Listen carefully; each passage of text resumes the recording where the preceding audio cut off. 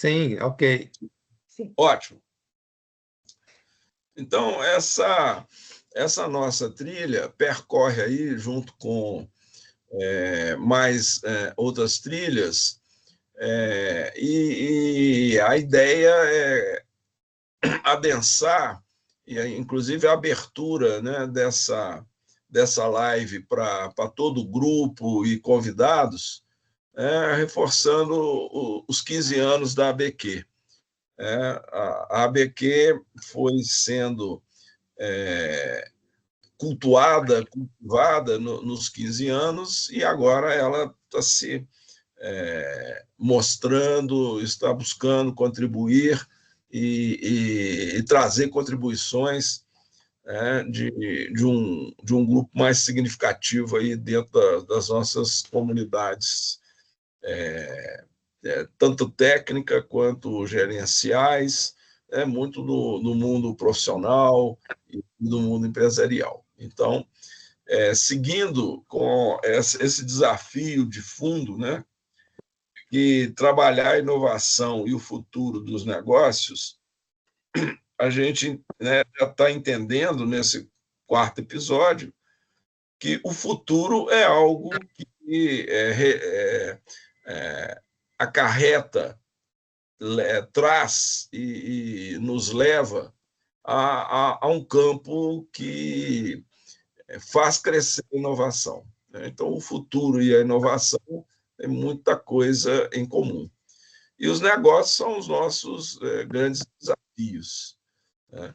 Nesse nosso episódio, ao discutir a maturidade da inovação, nós vamos lembrar de um binômio que a parte de engenho e tecnologia, ela compõe fortemente o conteúdo da inovação. Então, a gente vai chamar aqui carinhosamente de gênio. E qual seria a contribuição ao gênio se a gente tiver uma gestão estruturada, e essa gestão sendo amadurecida dentro das organizações, ela permitiria que a inovação pudesse ser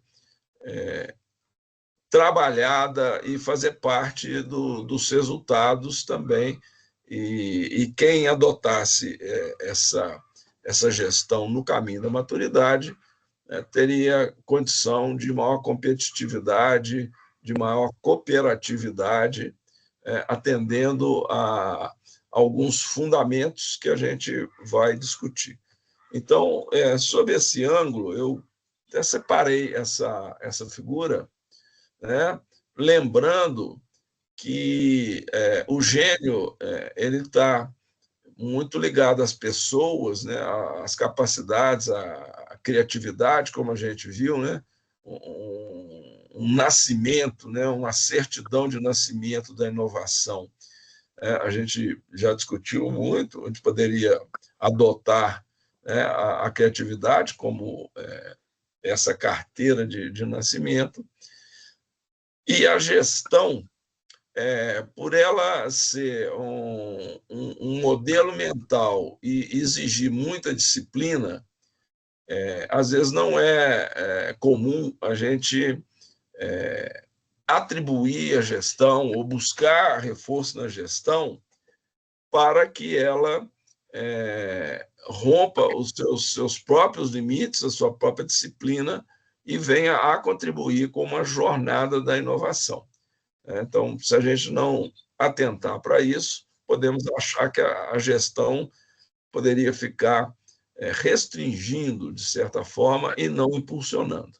Então, a gente vai discutir exatamente uma forma em que a gestão, a maturidade da gestão incorpora a inovação, e a inovação ela conduziria a uma maturidade maior dessa organização, e através de facilitar a inovação, essa organização poderia contribuir muito mais com os seus resultados, entregar mais resultados para todos, que nela tem esse interesse, né?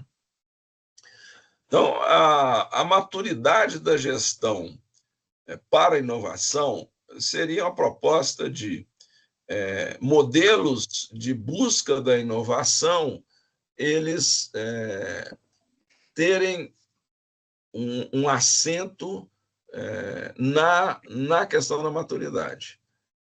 Então, a inovação ela estaria na própria origem das propostas de modelos de referência para a excelência da gestão. Quer dizer, uma gestão que fosse apresentada, estruturada, com base na inovação. E aí vem essa ideia de que, como o Cesarino vai comentar conosco, o fundamento ele estaria chamando pela inovação, ou a inovação estaria compondo fundamentos, desde pilar a propósito, se isso for reconhecido, né? E, em termos de modelo de referência, a gente chegou aqui no Brasil, né, numa escalada aí de mais de 30 anos, numa 22ª edição do modelo de excelência da gestão, e essa trajetória, ela mostra muito e representa uma evolução inovativa, né, dentro dessa trajetória. E, enquanto fundamento, eu pergunto aqui para Cesarino, essa versão aqui do conceito de fundamento, que você destaca, né? E depois a gente vai ver os outros fundamentos que acompanham, né, a inovação. Como é que você vê como é que nós chegamos a esse conceito aí? A inovação, na verdade, dentro dos modelos de gestão, né, desde quando a gente começou, se não com o nome inovação, mas sempre buscou dentro do conceito de buscar melhorias, né? Então, lá já em 92, quando a gente trouxe para o Brasil o Baldrige para poder, como que eu diria, como base do nosso modelo, né? Lá atrás, do antigo PNQ, né? Então, a gente começou lá com melhorias, começamos ali com uma busca de benchmark, né? Ou seja, uma referência para que você sempre melhora. Não falava muito em inovação do ponto de vista, mas ali em 2003, mais ou menos, já começou a surgir essa palavra inovação dentro dos modelos, né? E até até a 21ª edição, ele vem permeando diversos tópicos dentro do modelo, né? A gente não chamava de maturidade, agora mais recente, da 21ª que a gente introduziu o conceito da maturidade na gestão, a gente dava como prêmio, né? E agora a gente não espera, não quer só o prêmio, a gente quer que a organização evolua na sua maturidade, né? Busque a excelência contínua, né? E aí a inovação que estava, né, como um item junto com o aprendizado organizacional na 21ª, o grupo em si discutindo bastante e falando assim, pô, o aprendizado é fundamento ou a inovação é fundamento? Então houve uma discussão e nós entendemos que o aprendizado pode ser um estágio da inovação, inclusive, depende aí do conceito que cada organização adota, né? Mas que uma organização não sobrevive sem inovação. E não é de hoje, né? Então nada mais justo do que a inovação se transformasse num fundamento, né? E aí, nessa nossa visão da 22ª, assim como a cultura, também acabou se transformando num fundamento. Eram fatores de avaliação, propriamente dito, mas nós queremos mais do que isso, né? Nós queremos que o fundamento seja realmente como diz aí a definição, né? Seja uma proposição sistemática, né? Isso não, é um diferencial, mas vamos dizer assim, a forma como é formatado o modelo de excelência da fundação, e tudo é processo. Então, a inovação tem que ser um processo, né? E de forma que gere valor, né? Então, existe uma regra aí dentro desse conceito, desse fundamento, né? Que a organização precisa ter as suas competências, né? Outra coisa, tem que ser induzida, tem que ter algo que fomente a inovação, perdão, né? Tem que ser um indutor de ideias, mas tudo isso sendo gerido de forma sistemática, como se fosse um processo, né? Isso impede você de ter um sonho e trazer a sua inovação vinda de um sonho? Não impede, né? Mas dentro do modelo, para que a gente saiba que tem a maturidade, para que a gente saiba que essa sistemática de induzir a inovação e gerar um valor esteja maduro o suficiente a ponto de chegar numa gestão pela excelência no tema e, com isso, perpetuar o ambiente da organização, né? Viver dentro da organização. O ideal seria que a inovação surgisse, né, de forma sistemática, né, dentro de todas as pessoas, né? É um sonho, talvez seja um sonho pensar assim, mas o objetivo do modelo é isso, e é assim que alcança a maturidade. Se a gente levar para nós, quando que a gente fica maduro? Com 30 É, anos, 60 anos, 50 anos, quando que a gente fica maduro, né? É com a evolução nossa do tempo, né? Então, imaginamos que uma gestão chegue no nível de inovação com a evolução da sua maturidade, né? Dentro da organização e tudo mais, né? Então, bom, com esse conceito, a gente trouxe a inovação como um fundamento, né? Um olha, fundamento com base em processos, né? agora, não, né, Cesário, não fica só na questão de um fundamento, né? Como uma ideia de pilar, né, onde se assentariam as outras partes da construção, e como também um propósito de contribuição para a própria caminhada, né, dos artefatos aí da cultura que vão sustentando aí todos os nossos negócios, né? E aí o que é importante no modelo é ver como que o tempo todo a gente vai buscar pontos onde a inovação vai se fazer, né, vai ser estimulada, né? Esse conceito ficou muito bom nesse sentido, né? E aqui eu coloquei um contraponto que a, a maturidade, né, seria uma capacidade, né? A ideia é que é uma capacidade destacada do projeto de transformação de conteúdos, né, associada a um processo, e aí a gestão é um grande processo e leva o processo para a inovação. Mas levaria talvez a formação de um campo onde você teria um eixo vertical projetos, né, tratando dos conteúdos, e processo construindo, né, essa realidade, essa realização dos conteúdos. E usei essa provocação aí com o Cesarino de dedos longos. Ou seja, a inovação, muitas vezes a gente parece que é uma ideia que rapidamente foi gerida, foi percebida, depois um grupo dedicou e rapidamente as coisas foram acontecendo, mas parece que essa ideia de maturidade da inovação, ela estende isso no tempo, né? Provavelmente nós temos exemplos aí de inovações que demoraram, né, e depois perduraram, né? Uma questão essa que você colocou, o quando fica velho. É quando uma ideia boa que todo mundo gosta e usa, quando é que ela é tratada de inovação, ou ela se torna algo que já não seria mais inovação, porque todo mundo está usando, todo mundo conhece, né?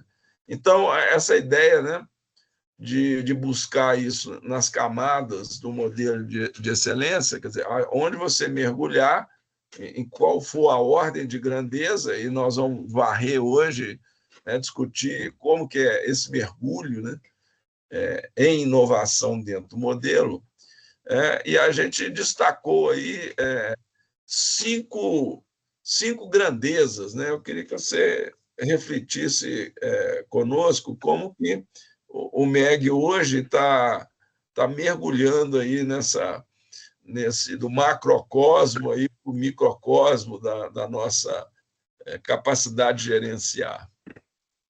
É bom, bem lembrado. Eu vou até citar um caso aí só para talvez expor um pouco o que você comentou. Eu trabalhei numa empresa, não vou citar nome por uma questão de. Poderia até citar, né? Mas. E durante 20 anos ela falava que a estação de tratamento de esgoto dela era inovadora, né? Naquela época nem se falava de inovação. Mas aquilo foi para ela foi exemplo para uma cidade pequena que nunca teve uma estação de tratamento de esgoto, e ela já tinha, né? Ela tinha 3.500 funcionários, 4.000 funcionários, mais ou menos, quando eu entrei trabalhar lá, né? E todo mundo ia lá olhar aquela estação de tratamento de esgoto da empresa, né? Então, é um diferencial, estava gerando valor não só para ela, como para a sociedade. A gente, na época, nem discutia muito esse negócio aí de ambiental, essas coisas todas, né? Então, às vezes, as coisas perpetuam, né? Uma inovação pode perpetuar por bastante tempo, né? Então, depende muito da sua aplicação e do valor, se ela continuar gerando valor, né? Mas dentro do modelo,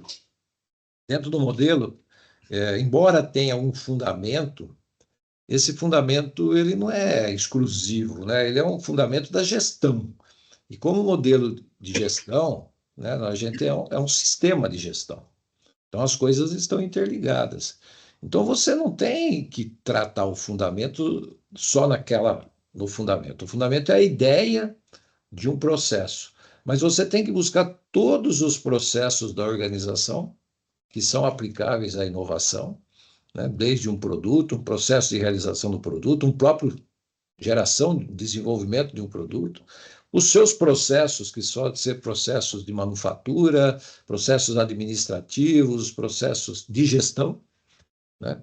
Que a gente tem, né, diversos processos. Então, você tem um fundamento, aí você desce para um tema, que aí sim, no tema, a gente pergunta qual é os processos de geração da inovação, vamos falar assim, né? Como que eu desenvolvo a inovação, como que eu induzo a inovação, como que eu meço a inovação. E aí eu permeio isso dentro de todos os demais processos. Esperamos que a organização adote esse ambiente de inovação nos seus processos.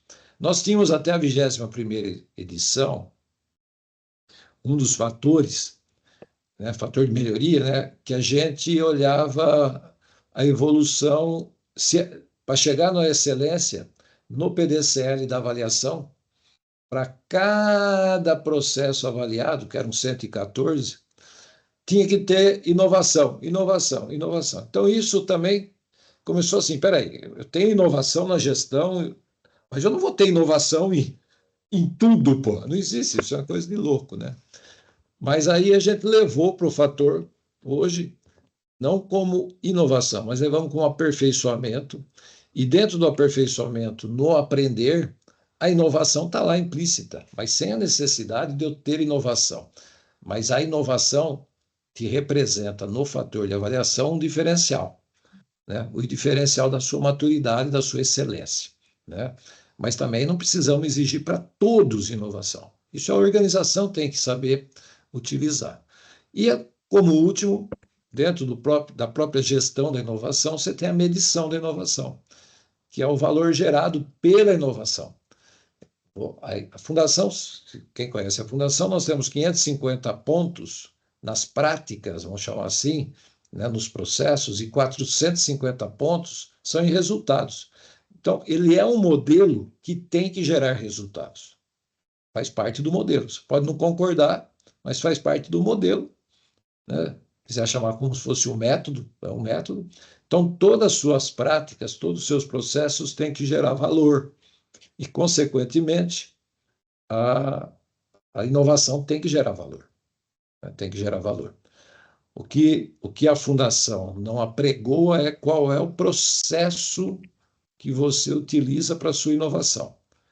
A gente coloca, vamos chamar assim, requisitos, não chega a ser requisitos, mas detalhamentos que deveriam ser considerados.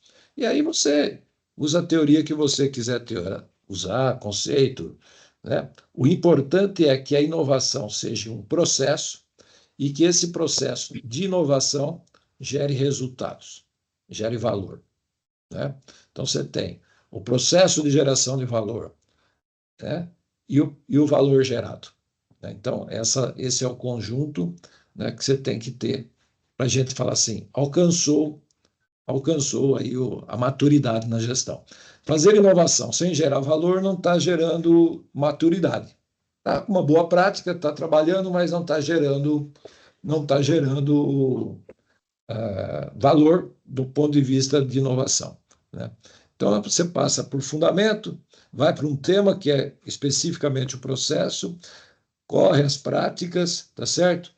No nível de maturidade, você tem um aperfeiçoamento para você avaliar se a maturidade do aperfeiçoamento está em seus processos, que podem ser inovadores ou não, mas é um estágio, aperfeiçoamento é um estágio, né? E, por último, tem que gerar resultados. Então, é esses 5 aí que você colocou muito bem, você formatou muito bem aqueles bullets ali, Eu né? gosto de falar que o MEG é muito parecido com é uma cebola processual e uma mexerica de resultado. São gomos e camadas, né?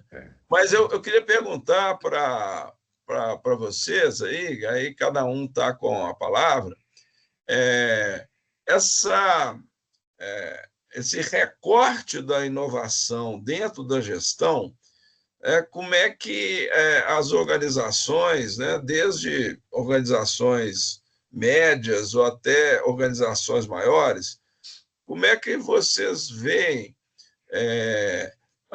se está bem ponderado, quer dizer, a forma com que o modelo de excelência destilou, né, vem destilando esse desafio, é compreensível, é interessante a gente enxergar nessas, né, por ordem de grandeza, e que a inovação ela seja estimulada, né? No fundo, é esse o conceito do fundamento. Né?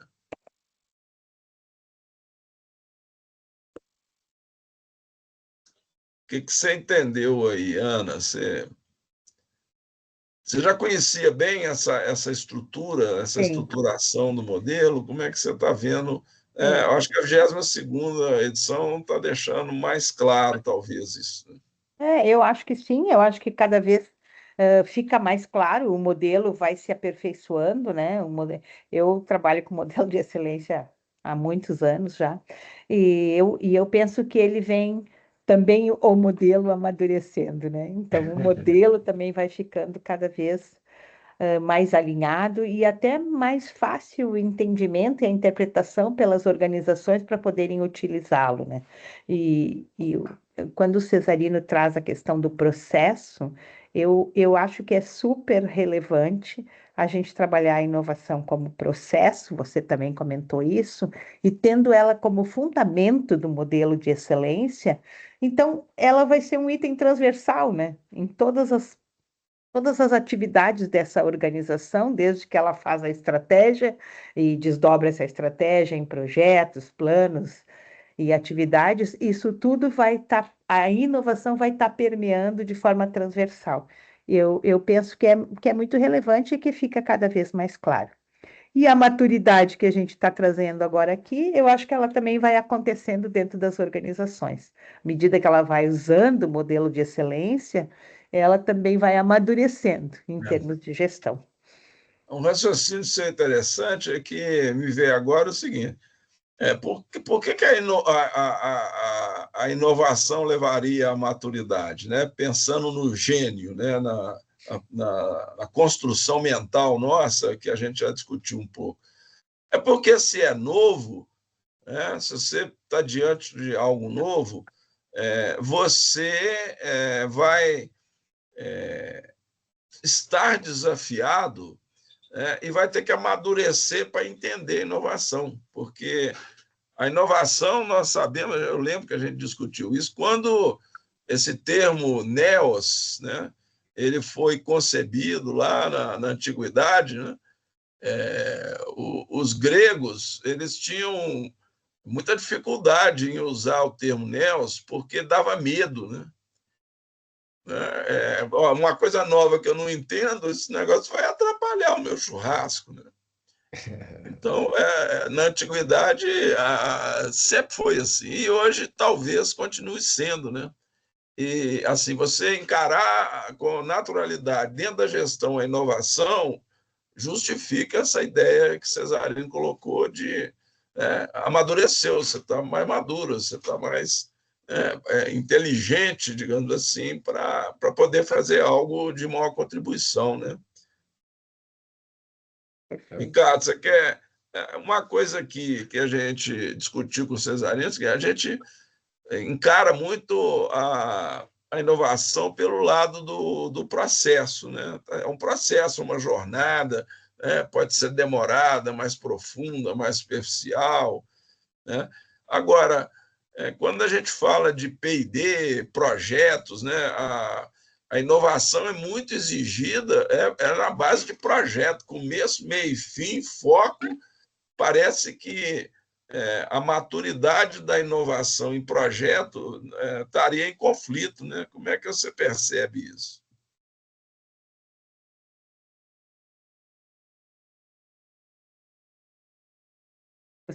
Desculpe, você perguntou para mim, Ronaldo, desculpe. O Ricardo. Não, acho que não, lembrei né? o Ricardo, mas está geral aí, está Ele está aberto. com o microfone fechado. Eu estava procurando o mute aqui. A questão de maturidade de projetos, assim, eu tenho a impressão, né, de que só inova quem está maduro. Né? Improvisação só acontece com quem sabe. Se você não sabe, você não vai improvisar.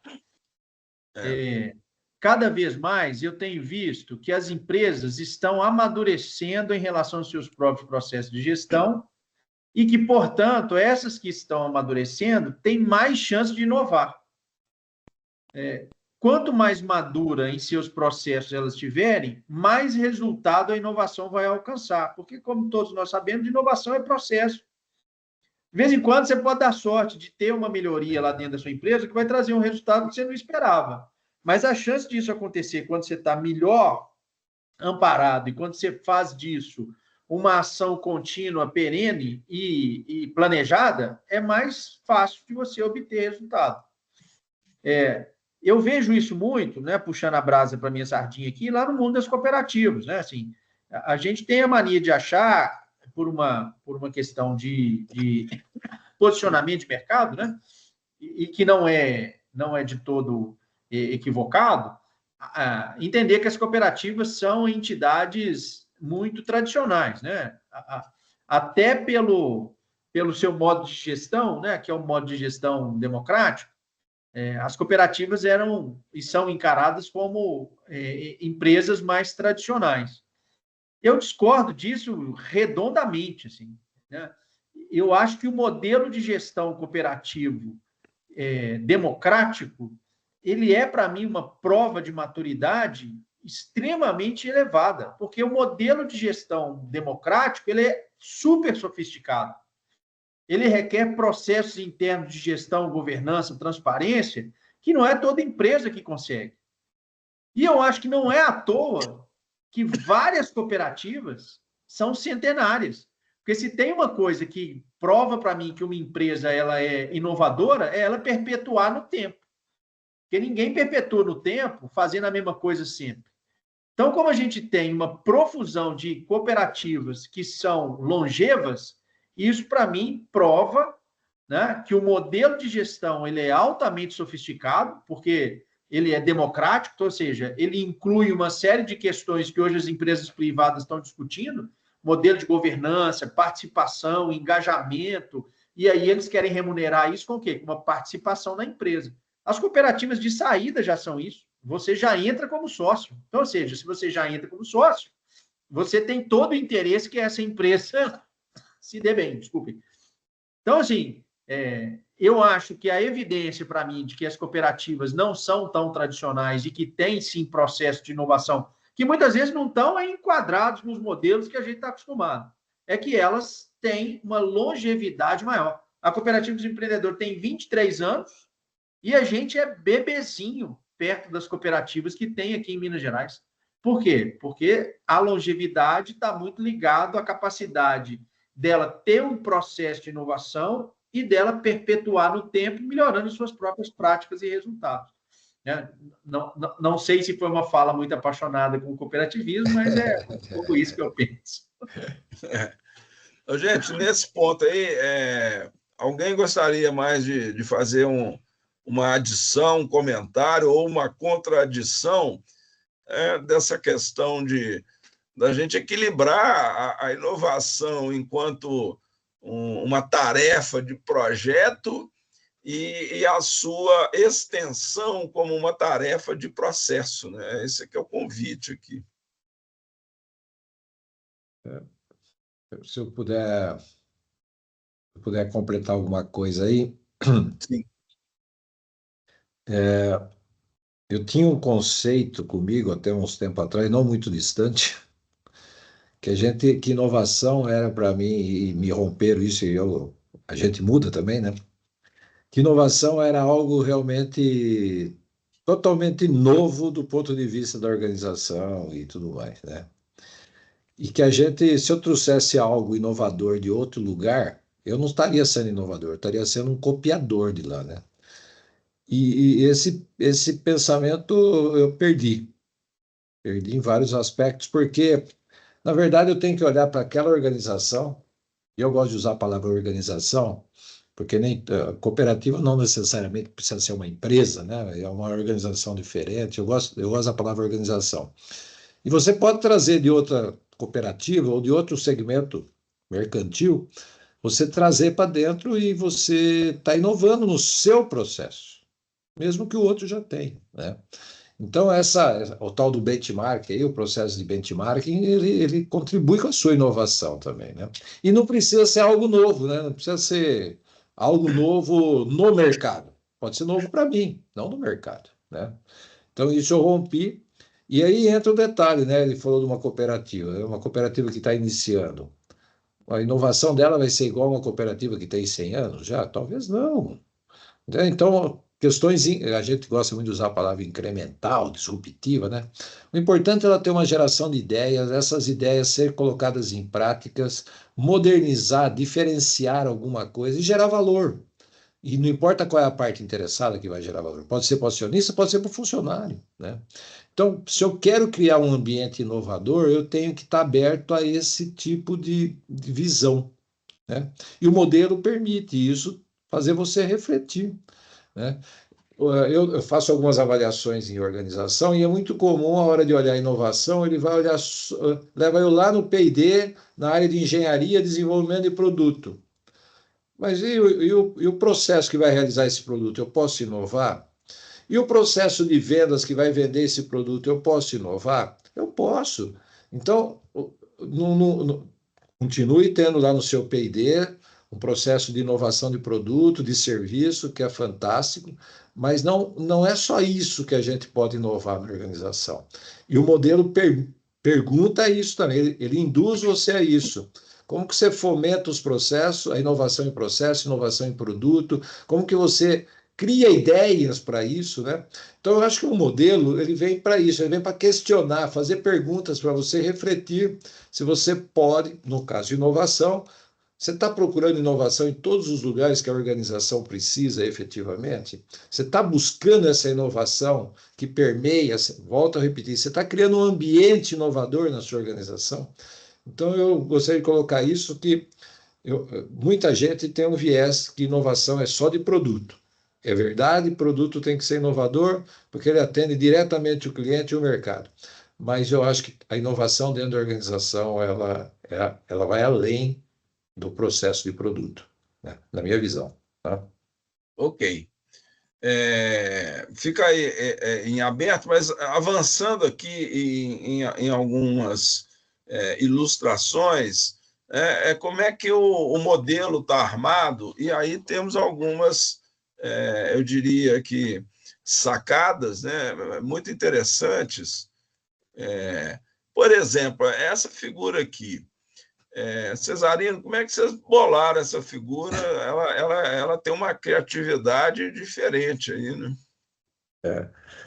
Isso aí, como a gente tem a mania lá de usar as cores da bandeira brasileira desde o começo, né? Acho que você lembra disso, lá desde 94, 95, a gente introduziu a mandala, e na mandala era colorido, né?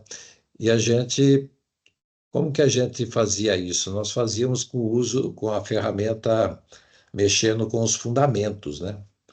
Mas, na verdade, eu acho que as cores da bandeira, ela permeia PDCL, porque todos os nossos processos no modelo, ele olha PDCL. Então, você tem o PDCL da organização, no primeiro giro, mas você tem PDCL em cada um dos processos, né? E pode ter PDCL até em níveis menores, vai depender de cada organização. Então, essa visão aqui é uma visão lógica do modelo, olhando a organização como um todo, né?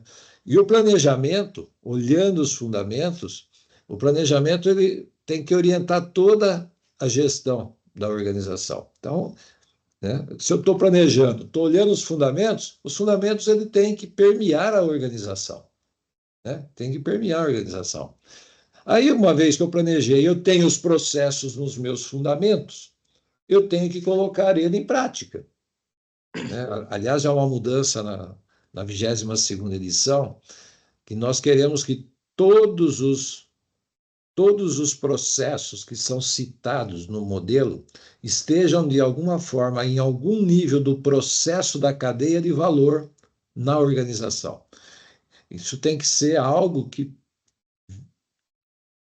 ajude, contribua com a organização para melhorar a sua gestão.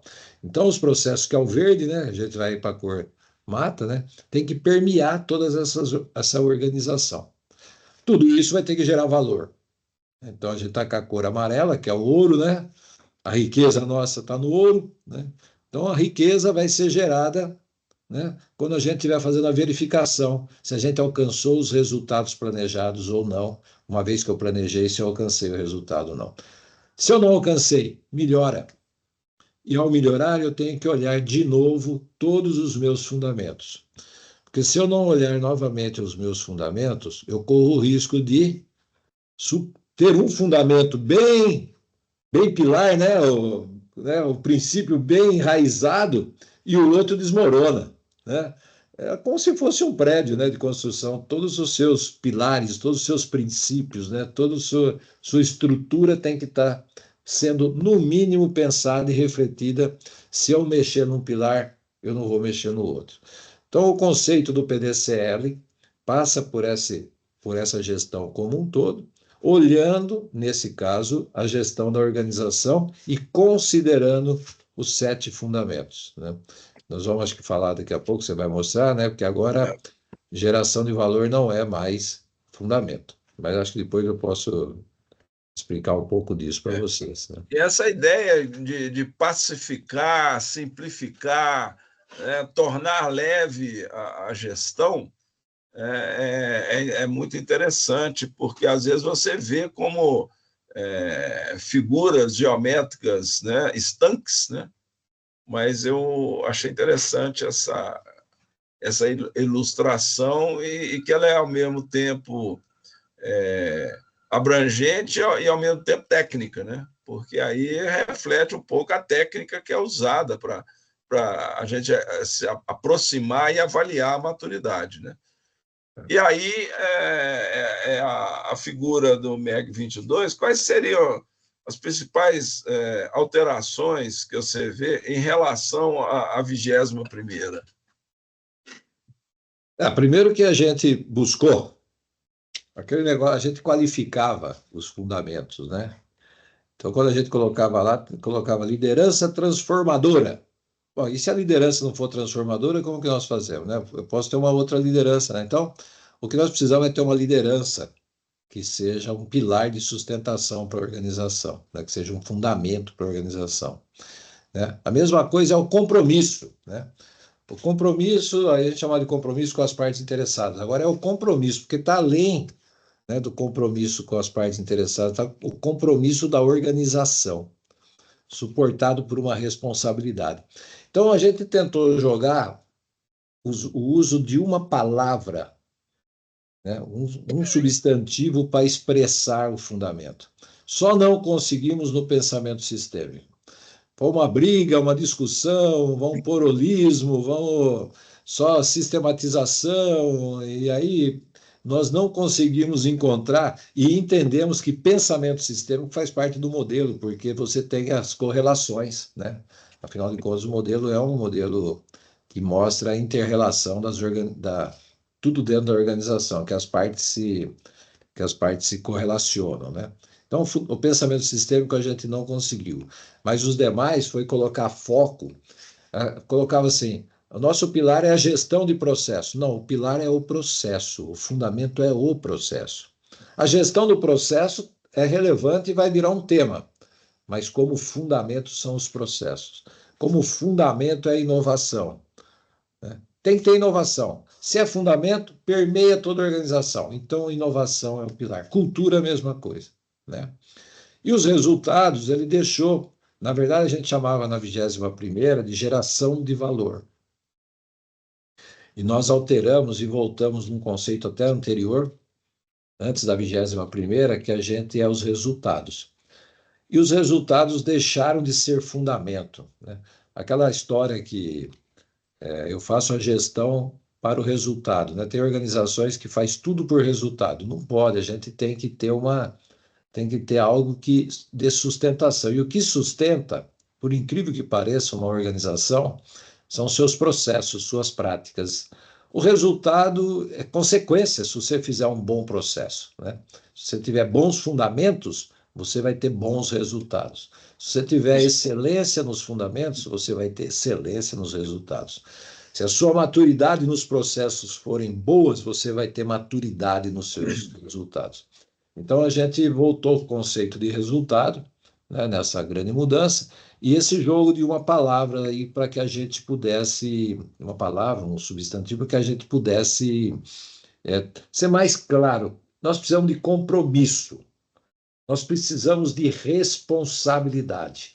Não vamos adjetivar isso aí, é isso que nós precisamos de processos, nós precisamos que a cultura, a liderança, a inovação, né, gere resultado. Tudo isso tem que gerar resultado. Então, foi esse o grande mote aí, vamos chamar assim, desse uso aí. Essa figura chama figura Tangram, né?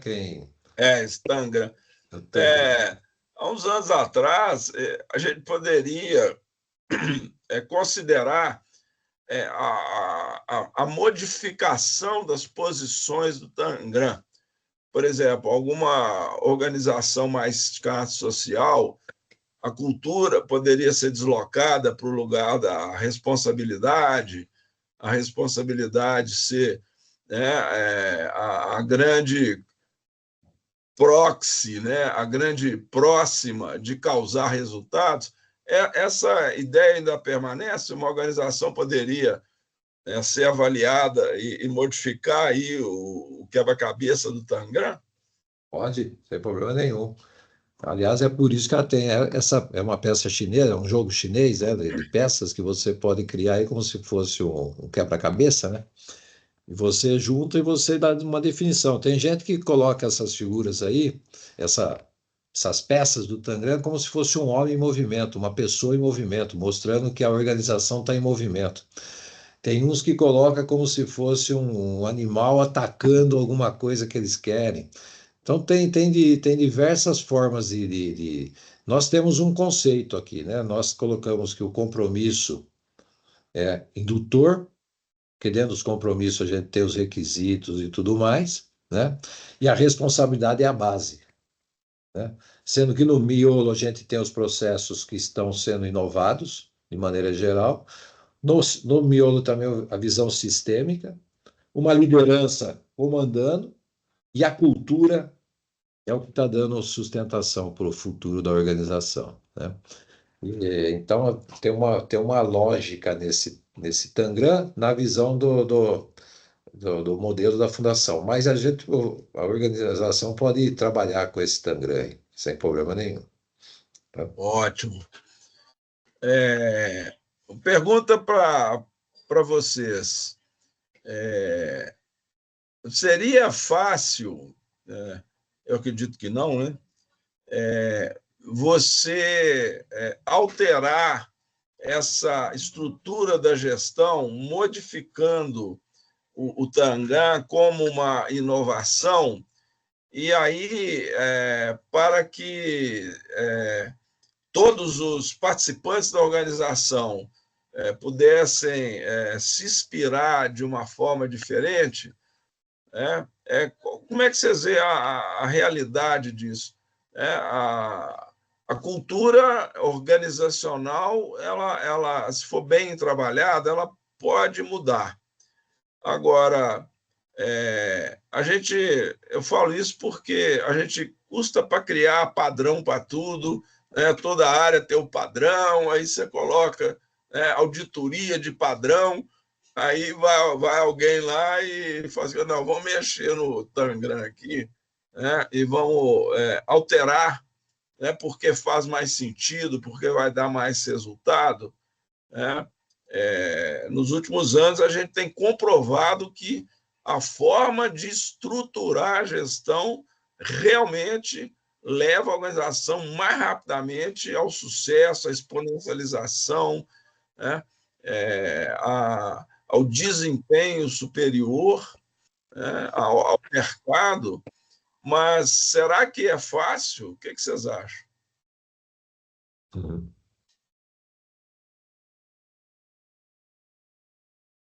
Deixava os amigos aí comentar. Quem quer arranhar esse jarro aí? Vamos ver a nossa turma que está aqui hoje.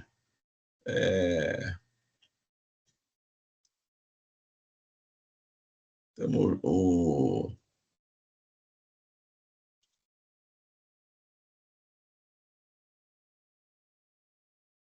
Ana Carolina, João Bosco, o Jorge. O pessoal está escondido. Alguém gostaria de trabalhar essa ideia aí? Porque não é comum nas organizações que têm participado aí nos últimos anos, desde que a gente veio com essa representação, né? Você já enfrentou quantas propostas de mudança que depois foram implementadas, ou o pessoal fica mais no tradicional? Na verdade, aí é uma questão muito pessoal minha, né? Eu acho que as organizações ela têm que ter um modelo próprio de gestão dela, né? O modelo da FNQ tem que ser um modelo indutor para pensar nos fundamentos, enfim, que é algo que a gente está aí há anos trabalhando, né? Mas a organização deveria ter o seu próprio modelo, considerando, vamos chamar assim, os drivers que a gente tem no fundamento. Mas esses anos aqui, esse ano eu já vi nos últimos tempos, eu já vi umas 4 organizações que usam exatamente o nosso modelo como estruturação. Mudou, uma organização fez um desenho, né, como eu mostrei, mostrando uma pessoa em movimento, né? E tem alguns até que desenham, faz como chama isso aqui, um iPad, um pad, né? É, Como se fosse o modelo também, para poder ficar na mesa das pessoas, para que eles possam induzir eles a pensar de forma sistemática, né? Esses fundamentos todos aí, né? Mas, de maneira geral, eu já vi dos dois casos, viu, Ronaldo? Eu já vi gente que tentou utilizar isso para fazer com que as pessoas se movimentem, criem a sua identidade própria, né, como organização. E já vi alguns que realmente têm o seu modelo diferenciado e olha uma correlação que tem com esse nosso Tangram, aí, vamos falar assim, né? É modelo, né? Isso aqui a gente chama que é um modelo de gestão, isso aí, né? Isso é um Beleza. modelo. Cesarino, eu queria ver com você, mergulhando um pouco em como que a gente funcionaria tentando avaliar a maturidade da gestão, no caso, processos e resultados, né? Você já destacou que processos têm um mérito, né? E resultados têm outro peso, digamos assim, né? Muito da experiência, porque já tentamos no passado modificar um pouco esses pesos, que também flexibiliza, mas para a estrutura da gestão da organização, também talvez elas não se preocupem tanto em alterar, mas sim em fazer com que esses processos tenham essas características, né? Eu fiz uma provocação aqui de termos novos que estão na 22ª e alguns termos mais antigos, né, que estavam em outras. Como é que vocês discutiram bem e chegaram a esses 8, né, 8 momentos, né, de que um processo demonstra maturidade? Então, na verdade, bom, primeiro a gente, sempre falando do passado, né, a gente sempre teve, de um jeito ou outro, esses fatores de avaliação, né, sempre, isso é a origem do modelo, né, pegar o Baldrige também, ele até hoje ainda tem o seu modo de pensar, né, o deles é mais aberto e o nosso é mais fechado. O nosso, a gente tem um viés talvez de engenharia, muito cabeça matemática, muitas vezes, a gente tenta transformar uma gestão estabelecer critérios para que a gente alcance um meio de medir que seja igual, né? O que é muito difícil, né? É, Gestão, para mim, é humanas, né? Como a gente fala na universidade, né? E enquanto que medição é exata, né? Então, nós estamos tentando, às vezes, transformar algo humano em algo exato, o que me parece um pouco. Mas no modelo da 21ª a gente tinha 11 fatores, né? Então era mais complicado ainda, né? Então já partimos aí quando a gente faz a gente vem para melhorar o modelo, a gente ouve as partes interessadas que usam o modelo, né? Então era muito, muito fator. Então já tivemos aí uma questão dessa.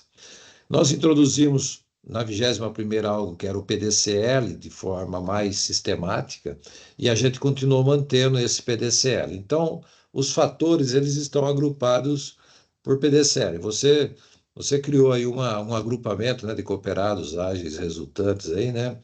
E a gente tem um agrupamento de estruturados incorporados e interrelacionados, né, no fator de planejamento, né? Depois você vai para abrangência e continuidade dentro do fator de colocar em prática, ou seja, do executar, né? Depois a gente vai para conforme padrões e monitoramento, a gente vai dentro do que a gente chama de controle, que é como que a gente controla, né, os padrões, como que a gente monitora os resultados dos processos, e por último, como que a gente aperfeiçoa, que é o learning, né?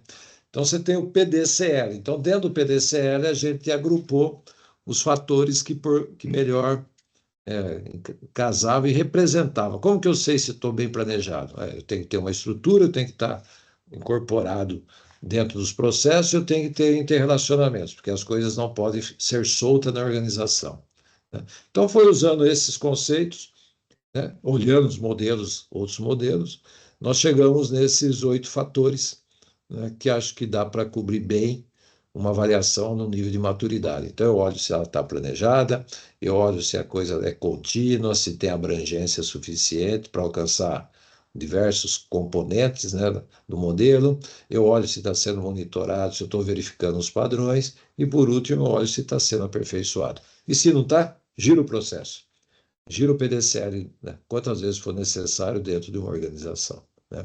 Então, essa foi nesse contexto que a gente olhou, aqui olhando processos, práticas de gestão, processos como, né, dentro daquilo que a gente chama fundamentos, olhando os processos dos fundamentos. Tá? Não sei se eu te respondi, mas foi Sim. mais ou menos nessa lógica que a gente... E aí a inovação, ela preservou-se até, acredito eu, com sabedoria, que se eu estou apreciando a inovação e se eu for utilizá-la o tempo todo como fator, né, de avaliação da maturidade, leva a essa visão abusiva, talvez, né? Então, ela ficou dentro de aperfeiçoados, né? É um grau mais maduro, talvez, a gente já discutiu isso. É assim que vocês perceberam? Sim, dentro do que a gente chama de learning, né? Dentro do aprendizado, dentro do que o aperfeiçoamento está ali. Eu aprendi, né? Mas eu posso inovar no planejamento, eu posso inovar na execução, eu posso inovar nas verificações, ou seja, eu posso inovar no PDC, né? E o que refletiu isso no learning, né? Quais foram as inovações, quais foram os aperfeiçoamentos, quais foram os aprendizados, a melhoria que gerou, né? Então, eu fecho o PDCL, porque é lá que eu preciso ter a melhoria, é lá que eu preciso demonstrar o que eu aprendi com a minha inovação, por exemplo, né? Se eu inovar no planejamento e não trouxe resultado nada, não passou pela verificação, como que eu vou mostrar que eu inovei, né? Então, a inovação ela é demonstrada no aperfeiçoamento, no fator de aperfeiçoados ali, no fator Mas de ela ficou aperfeiçoamento. livre, eu acho que você falou uma coisa muito importante, né? Ela está livre para entrar numa estrutura, né, com inovação, uma incorporação inovada e assim, né? Eu não posso ter eu posso ter um plano, olhando a organização no macro, né? Eu posso ter um planejamento estratégico que leva a organização a inovar. Mas eu posso inovar no planejamento estratégico? Posso, né? É Posso verdade. buscar trazer pensadores para pensar junto comigo, inovar, pensar diferente e sair com um planejamento. O planejamento já é inovador.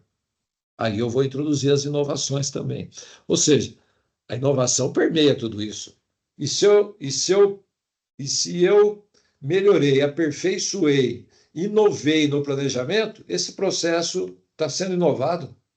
Está sendo inovado, né? Então, essa é a visão aí do modelo em si, né? A inovação ela está dentro de tudo, né?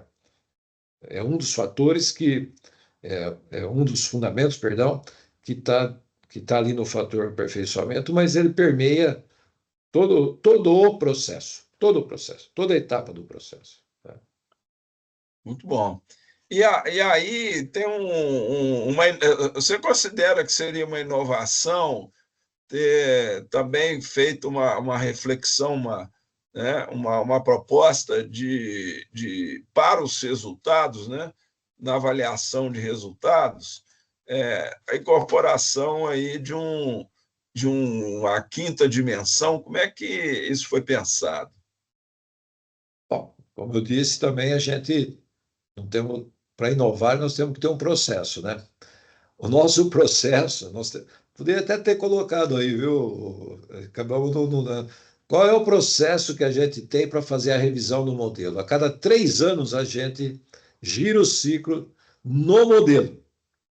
E ao girar o ciclo do modelo, a gente ouve as partes interessadas, ouvimos academia, ouvimos organizações, ouvimos consultores, ouvimos especialistas que aplicam o modelo, enfim, ouvimos tudo isso. Então, só ali você já capta.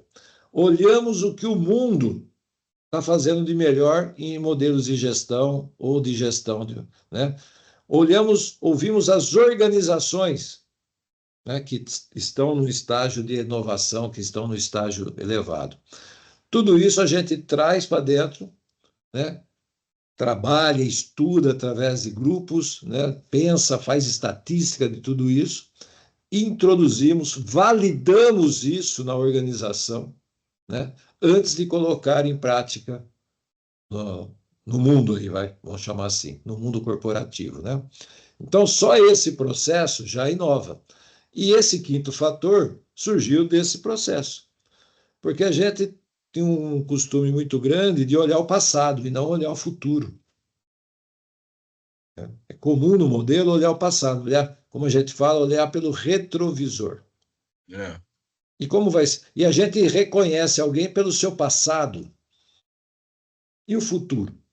Como que ele está atuando para ser no futuro, né? Então, eu costumava muitas vezes reconhecer uma organização e ali na frente ela morreu, faliu. Então, esse fator confiança no futuro, que ele é mais subjetivo do que os demais, ele tem não é subjetivo, mas depende muito da capacidade do avaliador olhar esse confiança no futuro com um olhar diferente, né? Então, ele veio com esse objetivo de inovar, de não só olhar o passado, mas olhar para frente, ver se a projeção que a organização tem dá sustentabilidade para ela ao longo prazo, aí, numa visão que ela tem essa visão de futuro, né? Então, esse é um grande desafio. É um desafio para nós, esse confiança no futuro, tá? Até para nós ainda. Todo modelo tem um aprendizado. E nós estamos aprendendo. Nós temos um aprendizado nisso aí. Tá? Porque tudo que eu aprendi também, um grande desafio foi a gente pensar em maturidade de resultados, né? A gente pensa em maturidade do esforço, né? Maturidade do... Vamos considerar da forma de atuar. E o resultado, como consequência, ele é uma síntese dessa maturidade e não haveria como pensar, né, que haveria maturidade no resultado. Então, vamos colocar, desculpa, essa projeção para o futuro, né, realmente existe uma possibilidade de você financiar o presente, né? Ter méritos por uma maturidade em função de uma contratação desse futuro, um asseguramento de que aquela forma de gestão madura ela vai entregar o resultado, né? É como se fosse um marco, né? Nesse sentido, nós criamos desculpa, uma comparação aí, né? Como é que a gente interpreta esse modelo geral de apresentação de resultados? Então, decorrentes das práticas para a inovação, né, você teria uma forma de avaliar o resultado, né? Então, o que também houve uma mudança aí para poder dar essa visão mais forte do que será o futuro da organização em termos de resultado e ver se ela realmente é madura. A gente aumentou os ciclos de apresentação de resultados. Nunca foi limitado a 3 ciclos, né, para olhar o passado. Mas as organizações acabavam apresentando somente 3 ciclos, né? Então, a gente aumentou pelo menos para 5 ciclos, porque 5 ciclos, eu chamo ciclos, pode ser 5 anos, né, depende de qual é o tipo de resultado. Então, isso permite para nós, mesmo que você tenha ali uma escadinha, permite olhar como que você vem num período de 5 anos, pelo menos. E essa tendência que você tem nos 5 anos, né, esse comportamento que você teve nos 5 anos, permite você olhar se você vai alcançar aquele referencial que você tem lá na frente, né? Essa contratação firme aí para o futuro, né, que você quer. Uma meta futura para isso daí, né? Então, essa é uma visão que veio contribuir. Agora, a gente tem que atender requisitos das partes interessadas, não tem como, né? O que o acionista espera, o que um cliente espera de você. A gente, para mostrar que nós estamos num nível de maturidade de mercado que você atua, de segmento que você atua, então tem que ter uma referencial comparativo. Se possível, se possível, uma organização que é excelente, que é importante, porque muitas vezes o seu referencial comparativo é do seu mercado, mas você tem uma organização excelente naquele resultado e você deveria acompanhar. E, consequentemente, olhar a meta atual também. Voltamos com isso, não sei se você lembra, a gente teve meta atual no passado e É. voltamos com essa meta atual para que a gente possa saber o seguinte: tá bom, você cumpriu essa meta, você vai cumprir a outra meta futura? Então dá uma ideia para nós melhor, né? Então, se eu não tenho um requisito de uma parte interessada que exige alguma coisa, eu tenho a meta atual para ver se você cumpriu ou não. Essa questão da meta dá uma discussão muito grande, porque meta é algo que a organização pode manipular, tá certo? Mas uma organização que está E ela é madura muito de desejar, né? é Aí muito eu fiz desejada. essa provocação de colocar a contratação como uma ideia que é real, né? Muitas vezes você tem uma organização, comprou, fez um investimento numa planta nova, que só vai dar resultado daqui a anos, e é contrato firme, né? E o mercado pode olhar, puxa vida, a aposta deles é muito boa, eles contrataram uma expansão, né? Então, isso é um marco, é uma meta, talvez, assim, menos de desejo e mais uma meta de algo que está construído. Então, acho que, nesse sentido, a meta é melhor chamar de marco, essa provocação que eu fiz aqui, né? Essa meta que você vai comentar agora, essa realmente ela é meio falseada, né? Pela percepção, né? Isso deu muita discussão no grupo lá, né? Mas vamos voltar e vamos olhar, porque no fundo, as organizações usam isso na sua gestão do dia a dia, né? Então vamos É, considerar e vamos ver como que vai ser o comportamento dela nesse novo ciclo de avaliação, né? Depois a gente, se for o caso, quem sabe a gente usa a sua ideia na próxima revisão que a gente fizer no modelo, né? E a gente, porque, na verdade, o que está, o que eu estou considerando muito nas organizações é a questão do OKR, né? Que ela é muito mal entendida, é muito difícil, porque você tem que confirmar, né, você tem que afirmar, você tem que projetar, mas mais do que a imagem, é o resultado. E você dirigir a organização aí não pelo retrovisor, igual você falou, né?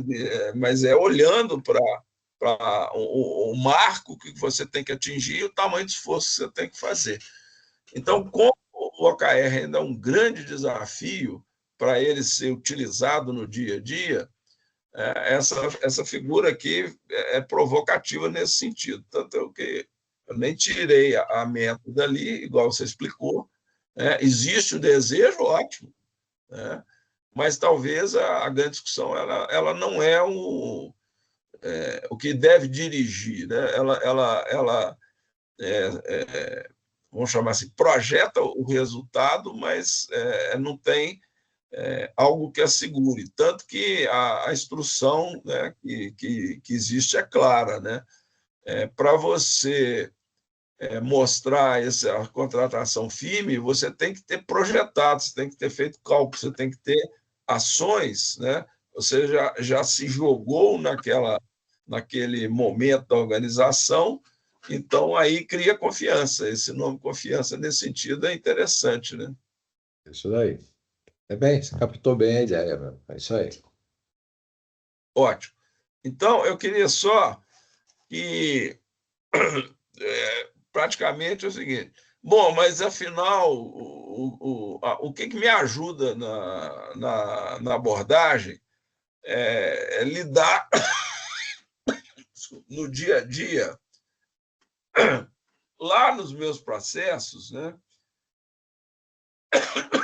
para concentrar, de certa forma, essa inovação que está permeando, né, como um fundamento. Né? Como é que a gente deve entender, né, essa parte de gestão da inovação aliada à gestão do conhecimento, mas lembrando que gestão toda a modelagem é para movimentar, para gerar, né? A palavra gestão é uma palavra muitas vezes cada um interpreta de um seu jeito, né? Outros traduzem aí, veio do inglês, aí do management, outros no Brasil falar administração, enfim. A palavra gestão é algo que muita gente usa e não sabe direito o que é, né? É muito comum também, desculpa comentar, mas no uso político, né? Falta gestão nessa organização, falta gestão no poder público, falta gestão. O que é gestão, né? Ninguém fala, né? O que nós fazemos é pegar essa palavra gestão e colocar detalhamentos para ela, para que ele mostre que ele está realmente fazendo a gestão, né? Então, eles são processos, né? E a gente, nesse caso, a gestão do conhecimento, eu diria que ela é uma indutora para a inovação, né? Eu poderia estar lá no recursos humanos, lá, né? Todo mundo entende lá, mas aqui a gente traz para não só para cá, né? Como a gente já tem isso faz tempo, né? No modelo, né? Mas agora a gente deu uma ideia do seguinte, né, conhecimentos mais críticos, aqueles conhecimentos para o negócio, aqueles conhecimentos que vai dar continuidade para o negócio. E às vezes eu preciso inovar para isso, né? Então o conhecimento ele é um dos temas também que contribui com a inovação, né? Se eu tenho conhecimento, se eu sei quais os meus conhecimentos mais críticos, se eu desenvolvo ele, né, já é um bom estágio para que a gente possa ter a inovação. Mas eu preciso ter a gestão da inovação. E a gestão da inovação passa por esses processos, que primeiro eu preciso estimular a inovação de alguma forma, né? Eu preciso gerar um fomento, mas desde que ele seja alinhado ao negócio, ao modelo do negócio, mas não somente aos produtos, está vendo lá? É em processos também, né? Posso muitas vezes precisar de ajuda para fazer a inovação, então eu tenho que buscar isso, selecionar esses parceiros que vão contribuir com a inovação, porque às vezes eu posso até inovar num produto, mas eu preciso trazer uma tecnologia junto para inovar esse produto, então eu preciso de parceria nisso, né? Preciso ter, a liderança tem que querer inovar, né? Então, por isso que ele fala, liderança não é só transformadora, a liderança pode ser inovadora, a liderança pode ser feliz, a liderança pode ser várias coisas dentro do modelo, ela tem que ser uma liderança que lidere a gestão. Então, eu tenho aí alguns fatores, e o último ali que eu gostaria de comentar, que é a geração de ideias. Como eu disse, muitas vezes aqueles programas de ideias que muitas organizações têm, pode ser uma fonte de estímulo à inovação. Porque eu não vou ter inovação só como nós engenheiros, né, Camilo? Eu posso ter inovação num operador de máquina, por que que eu não posso? Por que que eu não posso estimular ele a pensar diferente, né? Por que que eu não posso? Então, a geração de ideias... Todo mundo é engenheiro, né? Todo mundo é engenheiro, pô. Todo mundo é técnico de futebol, todo mundo é engenheiro, né? Então, eu tenho que, primeiro, antes de mais nada, estimular, criar esse ambiente. Uma vez que eu tenho essa inovação, eu tenho que desenvolver ela. Mas eu preciso desenvolver ela de forma que ela seja viável também, né? Nós tínhamos um exemplo aí de uma outra organização que eu tinha, que eu trabalhei, essa acho que eu posso citar, porque na época ela era uma empresa pública, que era a Embraer, desenvolveram um modelo inovador de hélice nas asas, né? A gente tem os turbo-hélices e a hélice para trás, né? Desenvolveu, montou 3 protótipos, não só protótipos, mas 3 aviões, né? E não vendeu nada. E não vendeu nada, né? Quando eu entrei na Embraer, eu trabalhei na Embraer, quando eu entrei na Embraer, tinha avião lá ainda, tinha um avião daquele lá, né? Por quê? Porque uma pessoa que foi o líder falou assim, vamos bancar isso e vamos ser inovador nisso, né? Aí depois acabaram, foi quando entrou e acabou privatizando a Embraer, e aí a Embraer é um sucesso hoje no mundo, né? Mas houve uma mudança na mentalidade, tem que começar a olhar o tal da viabilidade, né? Uma vez que seja viável, aí eu vou implantar a inovação e vou medir a inovação, né? Vou medir. Se não der certo, eu vou aprender com os meus acertos e os erros e vou melhorar. Até a inovação dá para melhorar, viu, É, amigo? é o que a gente chamava nessa discussão, assim, a derivada segunda, né? Agora nós vamos. Exatamente. Então eu Muito bom. posso. É. Então, pergunto, Ana, essa forma com que a gente desenvolveu aí esse recorte da inovação, o que te trouxe assim, né, de mais que te acrescentou, que te fez pensar um pouco mais em tudo que a gente tem de facilidade ou dificuldade, né, ou esperança da inovação. Eu penso que esse formato que foi apresentado aí são designs, né, que facilitam o entendimento das pessoas sobre o ponto de vista do fundamento da inovação. E eu vejo que a FNQ, né, que a Fundação tem procurado cada vez mais tornar mais fácil o entendimento. E esses modelos, né, esse colorido da bandeira do Brasil, que antes ele apresentou no PDCL, né? Isso aqui que a gente está trazendo das práticas da inovação, são tudo formas de mostrar de uma maneira diferente, mais ágil e mais compreensível, porque assim a gente busca engajamento dentro das organizações para implementarem tudo isso, né? Porque quando a pessoa acha isso tudo muito complexo, ela não leva adiante, não leva à frente. E assim, eu penso que é uma evolução contínua. A gente faz, né, em casa aquilo que a gente diz que é para fazer, né? Então faz melhoria contínua. Ele falou no início lá faz aprendizado, né? Então aquilo que a gente diz que é para implantar nas organizações, implanta lá dentro também como modelo de excelência. Eu acho que é fantástico, cada vez melhor.